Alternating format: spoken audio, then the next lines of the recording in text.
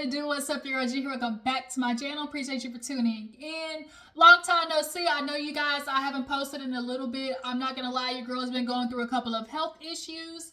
And so I've just been in doctor's appointment after doctor's appointment this past week. So I apologize that I haven't been able to give you some videos. But I'm gonna try to give you guys something today. Look, I just threw the hoodie on. Put the hood on because it's a mess up under here, okay? And I can't show y'all that. So I'm just gonna have to show up on video like Little Green Riding Hood, and we're gonna talk about this episode of, guess what, you guys? Real Housewives of Beverly Hills. It is back. I missed the first episode review, you guys, so I apologize, but we're gonna pick up on part 2, or not part 2, on episode 2. We're gonna get into this episode. It's a pretty mild episode. I feel like we're gonna get like a slow ball rolling because next week seems like things are, gonna pop off. But nonetheless, we're gonna get to this episode. Everybody, if you could just send out some prayers for your girl. This has just kind of been a rough week for me, health wise. And so let's just, I'm trying to pick up the energy and come talk to you guys about Beverly Hills because, it's always fun to talk about the rich white folks. We gotta talk about the rich white folks, okay? So let's go ahead and get to the episode. If you're new to my channel, appreciate you for tuning in. If you already part of the Juice Box crew, you already know what's up. Thumbs up. Let's get this video to 15 likes and drop down in the comments. Let me know that you stopped by, okay? So we open up the episode, y'all, with Erika. Y'all know Erika last year she was on everybody, okay? Because low-key, everybody was on hers. Everybody was trying to figure out that whole, lawsuit situation. Why you not giving the victim back their earrings? And Erika basically was like, I ain't giving back until they say I got to, because I need to keep all the funds possible. And at first, of course, it don't look good because it's like, girl, basically what you got is blood diamonds, essentially. But then when you put yourself in Erika's shoes, it's like, look, I'm just the girl who married rich. Like, I didn't know what that man was doing. And like, let's be real. When you get married to these men with money, they're not showing you what's happening in the books. Like, let's be real. And we all know from the Sutton situation that these niggas are sneaky. So I think Erika knew something was up, but she not gonna know what is up. Nonetheless, y'all know she had that hard time last season, and she kind of, was taking it out on folks. And so this season, basically her and Dorit kind of had a moment because at Watch What Happens Live, the BravoCon, they asked, which is the next couple ahead of her Splitsville, and she said Dorit and PK. Now, that obviously didn't age well because we all know here literally like last week, they announced that they were splitting. So at this time, obviously during filming though, Erika apologized to Dorit. She was like, I just wasn't being sensitive to what was going on. And I really just, need to make up for that. And that's what I'm going to try to do. I apologize, that I put you in that situation because at the end of the day, I really enjoy our friendship. And she was like, well, I got that many anyway. So like, now that Lisa Rinna is like, in the wind, on pause, Erika, is trying to find her lane. So Dorit basically gets to like kind of venting about how she had such a hard time after, the whole break-in situation, and PK, he's doing business in London, and, not only was he not there, she just wasn't feeling supported by him. So you throw that on top of, Erika kind of, poking. Low-key, it probably made Dorit feel some type of way because deep down she knew herself like that's where they was headed, but it ain't good to hear it from your friend nonetheless. So yeah, Dorit, PK, we know they Splitsville, but at the moment she's just kind of feeling like PK is just not offering the level of support that she's needing at the moment. And so he kind of tries to fix it later on in the episode, which we'll get into. So Miss Sutton, y'all, so what we saw from Miss Sutton last episode that I missed, Sutton got a horse named Santos, and they revealed that Sutton, y'all, is getting $300,000 a month. Okay? That's what I call money. It ain't she rich, she got money, okay? $300,000 a month. Sutton got that wipe my ass with Benjamin's money. Like, she quite literally could wipe her ass and flush it down the toilet and not miss it. So yeah, she kind of just basically talked about her relationship and how it started. They both was on equal footing. You know, she got pregnant, and as the most story goes for most women, the minute you get pregnant and have kids and stuff, you give up everything, and that's when you start wilding. And so, you know, through the divorce and everything, she found out she was the owner of two teams, and she helped that man build the business. So she walked away with a lot. Okay, not only $300,000 in spousal support, but homes, vacation homes, cars. Sutton is the definition of a rich bitch. Okay. But now she's trying to date, okay? Sutton's not good at dating. The whole swiping scene ain't working, so she got a matchmaker. And basically, Sutton's like, you know, it's kind of hard for me to mesh with people. Sutton is like, she needs somebody that's a little dorky, kind of giving Crystal's husband-ish. I know from this show, Crystal, how he's kind of like a director. He's a little bit nerdy. Like, you know, Sutton, she needs somebody that's on the more even-kiltered side, because Sutton is just a little... she's just, you know, different. We'll just put it that way. And so the lady, the matchmaker, she was like, yeah, you know, we really, I definitely believe in, you know, letting the man take charge and lead. And Sutton basically was like, lead, lead, almost like Drake, lead. Let a man lead. No. That word immediately just made Sutton just kind of like, almost like vomit. She was like, ugh, a man in charge, can't do it. And Sutton, her confession was like, you know, I'm kind of, you know, that makes me, kind of gives me the hives a little bit, you know, like, I don't know if I can, you know, let a man be in charge and lead, because last time I let that happen, look like I own two baseball teams. So it's like, you know, Sutton has a lot to, you know, figure out, but hopefully this matchmaker, you know, will get her into it. So after that, who Garcelle, I think this no Crystal, speaking of Crystal, she goes to meet with her brother. They go out to eat basically with her husband. Crystal's brother is back in the States, and she basically just talks about, I guess he's the youngest.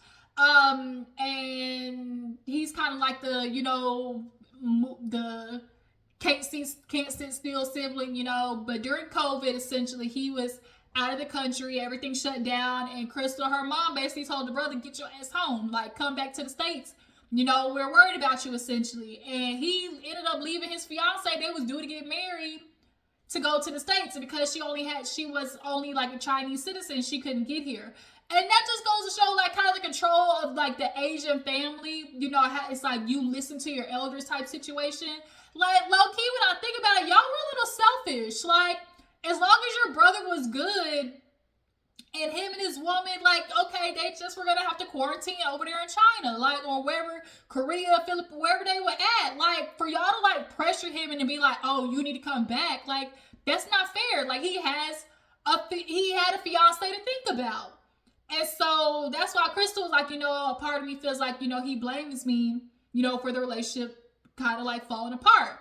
Are you to blame? No, not necessarily, but you kind of are a puzzle piece in it, just a church.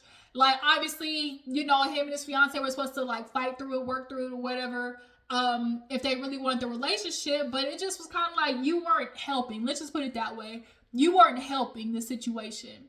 I just kind of felt that was weird. Like, she's like, oh, me and my mom were like, you need to come home. And it's like, he can't, if his woman can't get to, why would y'all just want him to leave her like that? Like, I didn't like that. That just felt like real controlling to me. But he been single for 2 years. You know, he looking for a woman. And he kind of low-key took a jab at Crystal and threw it right back at her. Like, how would you feel if I was dating a woman 20 years younger than me? And she kind of was like, oh, don't you try to call me out, because at the end of the day, Crystal is 20 years younger than her husband. And so they talked about how, like, he remembered, you know, the first time meeting him, and he was giving real, you know, typical LA director walking in the building with sunglasses on. It's like, nigga, we inside, why you got sunglasses on? And he was like, bro, just giving like walking red flags. And so, obviously, at 41, if you dating a woman 20 years younger than you, you just kind of like, it just kind of gives real, let me keep my good eye on you. But Crystal was like, well, if she's like me and she's smart, sophisticated, and, has a good head on her shoulders, like, what can I say about it? Because at the end of the day, Crystal, you really can't.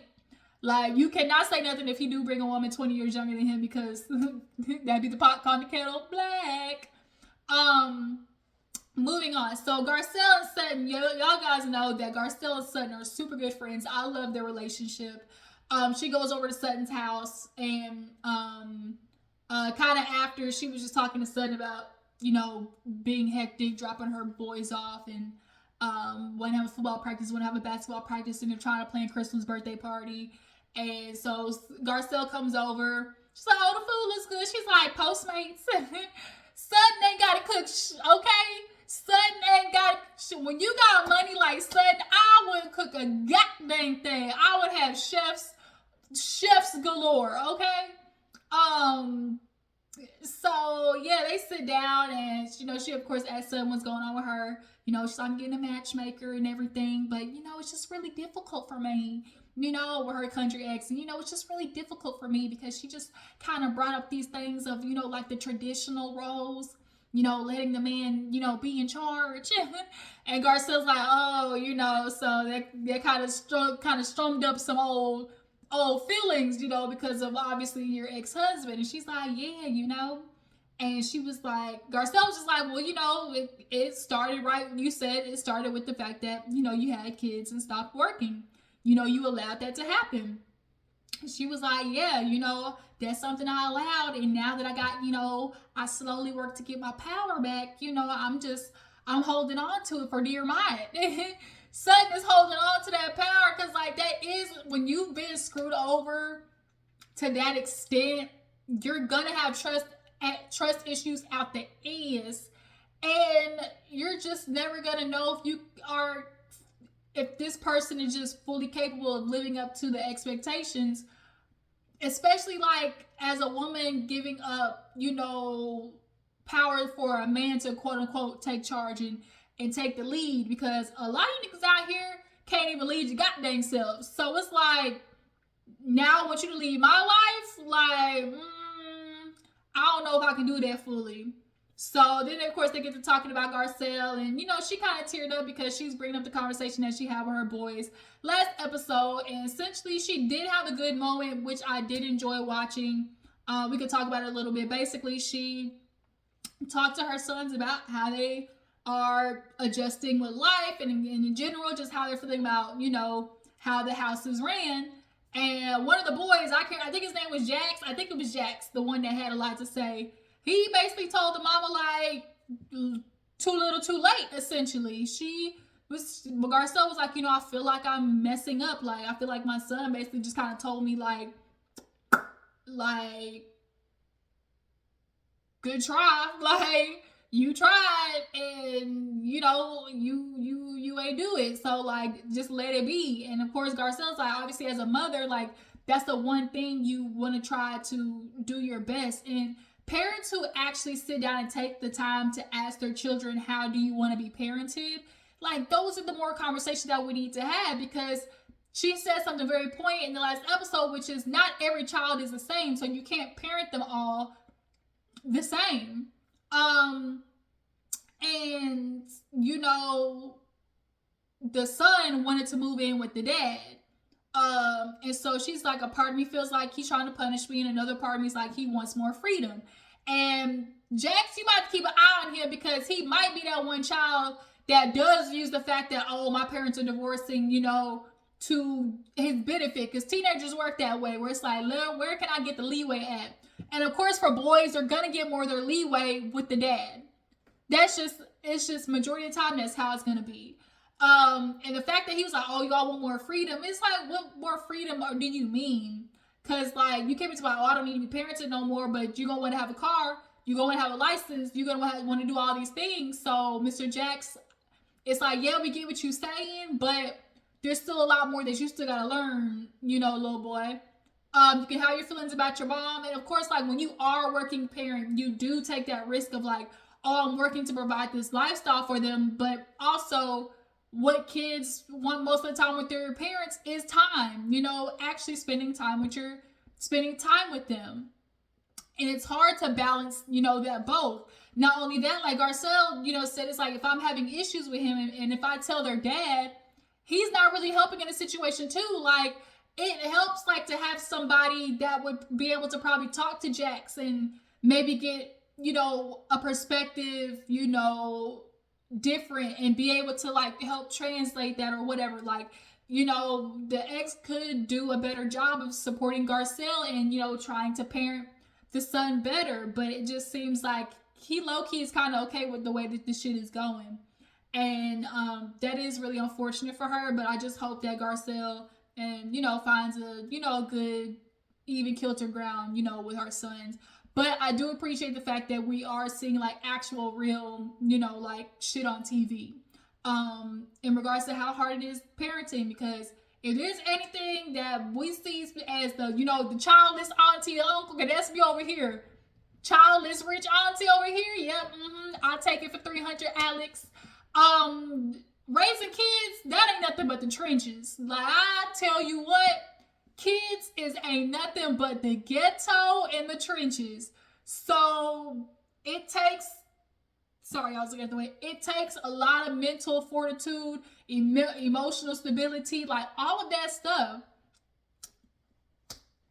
And you're gonna need support. That's why I say it literally takes a village. So like I said, I really hope that Garcelle and is able to figure it out with her sons. So moving on, Kyle has a little plan, going on with PK. He wants to help surprise Dorit for their anniversary. Obviously, this year has been kind of hard for them. So he, enlists Kyle to, to help. So she gets Dorit in the car, and Dorit kind of low-key pulled the Uno reverse on her in regards to, have a whole, trying to help the marriage situation, because Dorit was like, yeah, Kyle, I did want to call you after last week because I just kind of seemed like you got like a lot of heavy energy going on. She's like, what? What do you mean? She's like, I don't know, Kyle. Like, are you okay? Like, it just kind of seems like, you just kind of like feel like you just got a lot of, stuff weighing on you. And she's like you and Mo, like, are y'all good? And she's like, yeah, like, why would you say that? And she was like, well, I mean, your social media is not like how it used to be. It kind of just seems like you're really just like, out there, just kind of, living separate from him. And Kyle basically was like, well, I just kind of feel like I just needed like a little more freedom. And Dorit's like, oh, freedom, like freedom from like Mo in particular. And Kyle's like, no, just freedom from everybody. And Dorit, her confession was like, she's like, I can just feel it. Like, I can just feel like Kyle's not telling me something, but I'm gonna let her tell me when she's ready. At this moment, it's either Dorit's like obviously kind of like not only one seeing the blogs, but two, obviously they've been friends with them for a really long time. And what Dorit said, she was like, me and PK and Kyle and Mauricio used to do these double dates all the time. And she's like, and that's not happening anymore. So the fact that that's not happening anymore as well, it's kind of also giving like a little, light bulb moment, like, something ain't good under the hood. But Kyle's like, I just need a little freedom from everybody. And Dorit's like, if you ever don't want to like say something, just say, you don't want to talk about it, it's okay. And so, yeah, Dorit her nose was on to something. She was sniffing the BS a little bit. But Kyle, kind of deflected in helping her get to obviously to the hotel and everything. PK's doing the surprise, and they go into the hotel room. It's all set up nice. Dorit, y'all, had my nervous system so motherfucking bad. This child would not stop. They get to the hotel room. Oh, Dorit, what's happening? What's going on, Kyle? Why is this like this? Where's my children? My children. Oh my God. I just need to breathe. I need some air. She goes outside. I just need to speak to my kids. What's going on, PK? Like, where's PK? Did he handle my children? Like, because I told them mommy was gonna be back. And Kyle's like, child, like, I was just like, Dorit, let it breathe, girl. Let it breathe. And so finally, she gets a call from her kids, and they're like, Mommy, stop stressing. Daddy got it. Bag. Like, enjoy the day. So Dorit really do got control issues. Now she bases it off the fact that, not only was it the robbery at her house, but allegedly she got bumped again at a shopping center. She said she left the bank with $10,000, and some people followed her in the store and basically ripped over her bag with all her money in it. So now she's kind of feeling like, damn, it ain't safe. It ain't safe. What's that song? It ain't safe. It ain't safe. Oh, G-Eazy Cardi B, yeah. It ain't safe. It ain't safe nowhere out here. And it's like, Dorit, why it always seem like you the target? Like, why it always seem like you the target? Y'all jump down in the comments. Is Dorit out here scamming the folks? Is she out here acting like Joanne the scammer? Y'all believe what was going on, with her and all these, series of unfortunate events, okay? But nonetheless, because of those situations, she's got a lot of, anxiety, okay? And so they come in with the dresses, and I think PK did a really good job. He lined up the options for her. Here she go panicking again. Oh my God, you have the bronzer. Where's my ladies at? Da-da-da-da. And it's like, oh my God, Dorit. Like, damn it, enjoy the moment. So finally, she gets dressed, come downstairs, the white gloves. He got a necklace he rented out or whatever. He does the iconic like little slam thing shut. She puts on the necklace. They got a singer, real slow dancing. They sit down, and she basically, tells PK thank you. Obviously, it's been a hard year, darling. I just really appreciate you, for this thing. But PK's like, damn, I don't even want to do no surprises no more. Like, shit, they don't go off like this. I'm tired of it, because this is something that they do. Now, here's one thing. Y'all see what Dorit was looking like in 2016? Who is that Dorit? Because that Dorit, definitely a Dorit that we looking at now. Y'all watch that back. Watch the evolution quite literally. You see it. They go from 2016 to like 2020, I think. 2021. You will see, boy, Dorit was having like a whole Khloe Kardashian, Kylie Jenner moment where you saw the different faces. But nonetheless, PK was like, yeah, I don't know if I'm gonna do these surprises no more. And she's like, well, babe, it takes a lot to look like this. You think it just happens? He was like, no, like I set everything up. He's like, you had your glam squad, you had your dresses, and she's like, well, they got stuck on the door, bitch. You know what he's saying? Like, they got stuck on the door, but girl, she was like, I have to dress myself. Girl, you could have dressed. He was set it up so you could dress yourself. What are you talking about? You had all these options to pick. Like, Dorit really was just making my ass itch that scene. But she basically was like, I don't need these surprises from PK. What I need is help at the house. I need help with the schedule, the kids, operating the business at home. And this is a story that we're hearing, not only from the rich women's, but the poor women's with these niggas. We need help with the kids. We need help at home with these kids. These kids that we procreated together. It's the same memo. Yeah, this is nice. So you throw money at it. This surprise is nice and everything, but help me out with these motherfucking kids, okay? So yeah, Dorit's definitely been making my nervousness bad. This needs to be Dorit's last season though, because she ain't got shit going on. So, Kyle, Mauricio, they're doing a birthday party for their youngest. She's turning 15.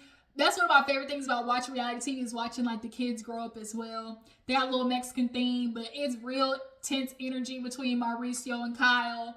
They kind of going back and forth, and Kyle is just jittery and just like, you can tell she's overwhelmed. So Mauricio's mama, her mother-in-law, comes in and was like, Kyle, I usually don't believe, anything about the blogs, but it's just so much. Like, it's too much. Like, are you and, my son okay? She's like, yeah. And she was like, oh, what happened is, like, I didn't wear my ring to a workout, and then people just, took off and ran with it. And so Kyle heard her finish, like, I just don't know why everybody's just running with it. Like, it's not even that serious. Like, it's not like that. And it's like, but it kind of did turn out to be like that, Maybe it wasn't in that moment particular, but at the end of the day, you and Mauricio are Splitsville. they're at the table, and one of the sisters like, oh, what's her name? Fallon, or I think it's Fallon, maybe. Fallon, Felicia, one of them. And she's like, oh, you got a tattoo. And she's like, oh, it's not, it's temporary. And Kyle's like, well, unlike me, I got a bunch of tattoos and stuff. She looked at Mauricio and was like, does your mom know that means you got tattoos? He's like, no. And so after they give the daughter the ring, the birthday gift, she gets up and run over to the mom and was like, just talking. She's like, I got something to tell you. And she's like, I got tattoos. And the mom's like, okay, like, that's fine. She's like, oh my God, I thought you were going to be mad, like, she's like, oh, well, is it Mauricio's, is his name? She's like, no. She's like, no. She's like, that's a jinx anyway. And I was like, is it? So, she was like, well, she's like, oh, I know the girls got one too. And she's like, well, did you know Mauricio has one? And she's like, huh? And she's like, well, maybe not. He might not. So then she runs over to Mauricio and tells him, oh, I told your mom about that too. Boy, he was like, what? She was like, I told her I was just kidding too. He was like, why would you do that? Like, why would you do that? Like, that's for me to say something. She's like, well, I didn't really do it like that. I didn't say it, but like, I said that you didn't have one. But then of course, flashback, Kyle, you brought it up. And I think subconsciously, Kyle wanted to do it, like, to take a shot at Mauricio. Low key. So he sits back down at the table and she's like, your mom's okay with it. Like, it's okay. He's like, I don't want to talk about it right now. Like, I don't want to talk about it. It's not even about that. Like, it's just, that's for me to say. First of all, you a grown ass man. How you scared to tell your mama you got a tattoo? One. And two, the cracks are starting to show. And everybody's seeing it. It's uncomfortable to watch. But Mauricio, I feel like we all know what was really happening between this marriage. Mauricio is a man who got agencies all around the world. He talking about Mallorca and Aspen and Puerto Rico. Like, he's building all these agencies everywhere. And we're not going to sit here and act like with all these places, he ain't having no women around the world. Either. Like, let's keep it real. But yeah, that's where the episode ended. So, no, it didn't. It ended with the girls going to Las Vegas for Crystal's birthday. So they all fly in the PJ. They give Crystal a nice little necklace gift. They get out to the Red Phantoms, pull up to the hotel. It's beautiful. Sutton, her rich ass, she sent people ahead of time, and they packed all her shit up so nicely in the closet. Garcelle was like, bitch, where my space at? But that's when you got money. You send people ahead of time to set your shit up, okay? Kind of reminds me, what was that German girl, Diane, last season when she kind of did the same thing too? I think Sutton took a note out of her book because she sends people ahead of time to the places to get the hotel room set up for her. But yeah, you guys, it ended with everybody, get ready to go to the late night party to go see Magic Mike, all naked men's, and out of nowhere, Sutton starts flipping shit, okay? And we gonna see why next week. But y'all drop down in the comments, tell me what you feel about this season of Beverly Hills. How are you guys feeling about Dorit and Crystal? Do y'all feel like this should be their last season? Because I'm starting to feel like that low key. They're not really bringing nothing. And what do you guys is thinking the real cause of Mauricio and Kyle's divorce? Y'all drop it in the comments, let me know, and I will catch you guys next time.